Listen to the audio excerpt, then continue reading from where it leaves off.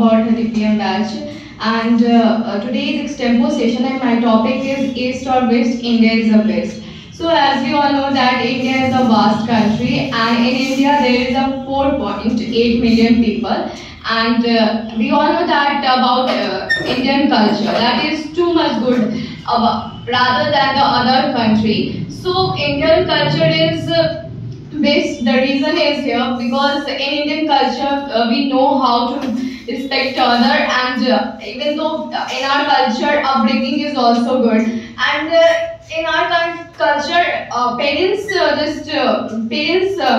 brings their children very well, and they think like that they should not leave their children alone, and I think it is also good because when parents leave their child at home alone, on that time they don't know what they are doing and how they are behaving with others. So parents should always think about their children, and it happens in our India, but in other country we know that what happens in other country, they leave their child after 2 or 3 years, and even though they have to take permission for dinner also, like father, may I come, or can I have a dinner with you? But in India it not happen. So that's why India is good about this, and in India they know how to go with their culture, and they are following also. They know how to respect with each other. But and earlier times in our culture, India is the best about democracy.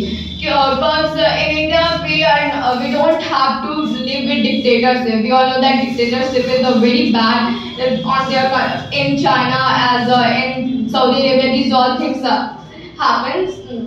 But in India we can live according to us, and we have a right. We can whatever we want we can take. But in I think in as of Afghanistan and in Bangladesh, the girls don't have a right to take education. As you all know that in Afghanistan they have to cover themselves, and even though those who are having their education, they don't have to take now. So India is now developing their country, and they are educating their daughters and daughters even though, but and also in the Indian, if I talk about ancient times, so in ancient time